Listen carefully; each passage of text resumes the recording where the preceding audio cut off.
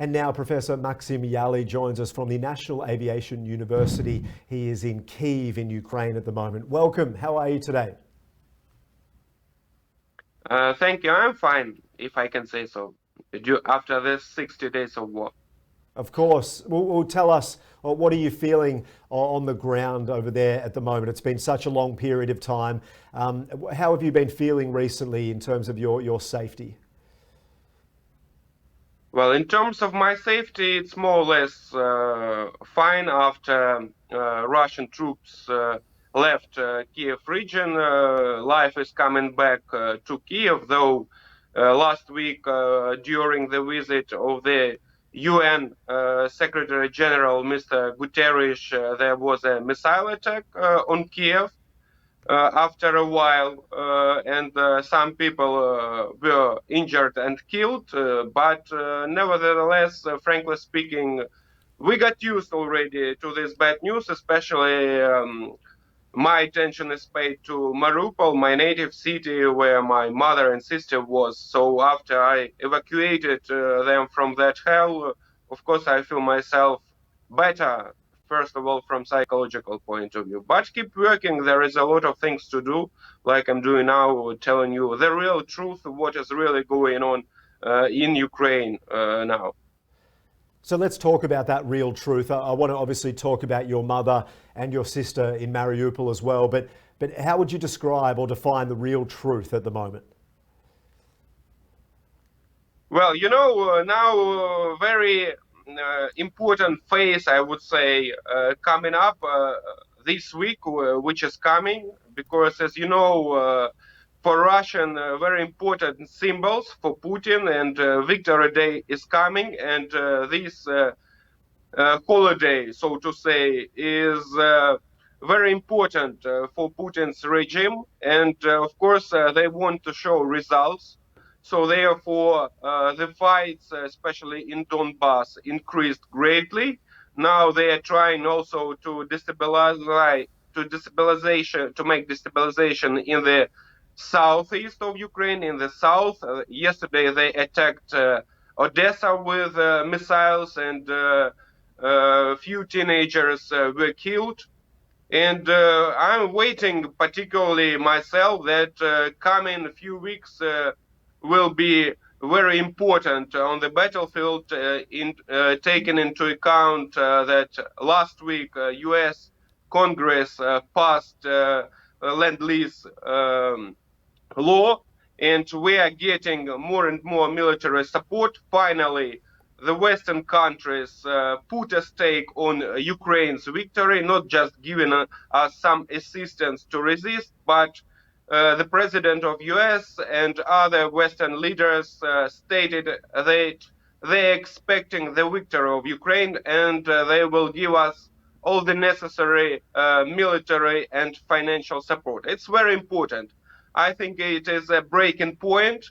So Putin realizes that his lack of time, surely until we get this military aid, first of all, heavy weapons, not talking about aircrafts, to Ukraine, that he needs to achieve some successes, particularly to finish to occupy completely Mariupol, where still fights taking place, and Donbass, to get to administrative borders of Donetsk and Lugansk regions, which he proclaimed after he failed to occupy Kiev as the key call of this war. So I guess now we can see the intensification of the fights, very serious situation. They do their best, but we need to wait, not to wait, but for us it's very important to leave these coming few weeks, as I mentioned. Why? Yeah. Let's talk about Mariupol and your mum and your sister. How did that work? How were you able to evacuate them? And tell us, do you think there is any chance that Mariupol can be saved, or Russia will take the city and they'll use that when it comes to Freedom Day? Tell us about your mum and your sister first.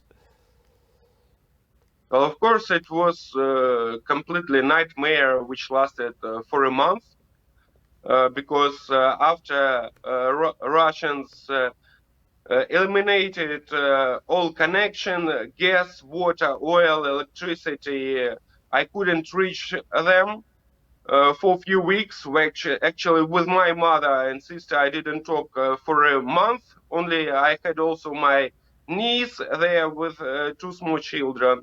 They managed to leave the city just, I guess, at the middle of March to Berdyansk.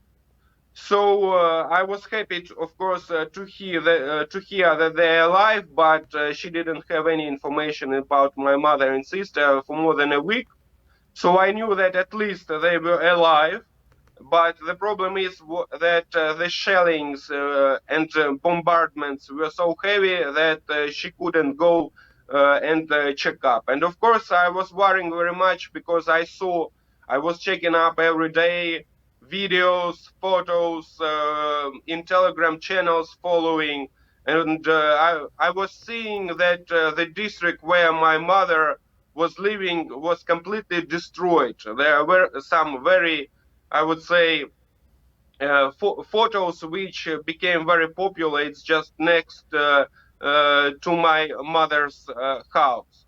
And of course, I had worries about whether she's alive because she was 77 years old at the time. And she had problems with the health. She couldn't come down to the basement. I was begging her still when there was a connection. I was asking her to evacuate, but nobody could imagine that Russians would decide to swipe off the city of the earth. So it was shocking for everybody. Nobody could imagine it. So I found a person with the help of my niece who was living nearby. Mangush, it is well known already. It's 20 kilometers, small town west from Mariupol, and I needed to find some money, cash, because you can't transfer money there, nothing works. So for him to do it, and from the second try, he managed. He found my mother, Yeah. luckily alive, but he didn't find my sister from the first attempt, and my mother rejected to leave. But next day, and it was like a miracle. It was her birthday, and her 78th birthday. I managed to evacuate them to Berdyansk, but it is also occupied.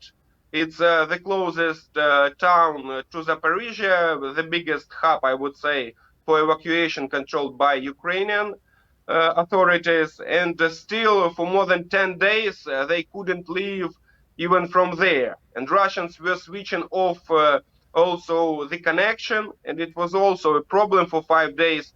I couldn't reach them. Russians say that they open green corridors, but then they start either shelling or just block it. It was many times in Mariupol. It was many times in Berdyansk.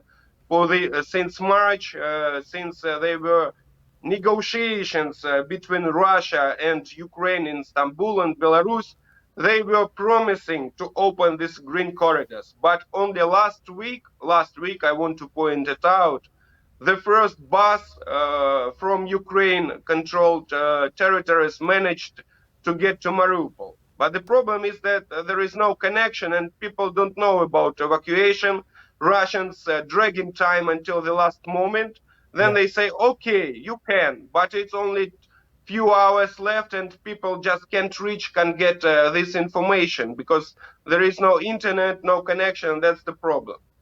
Professor, thank you so much for your time today. We're very happy to see you safe and your mother and your sister as well. Take care and we'll hopefully talk to you soon. You're welcome.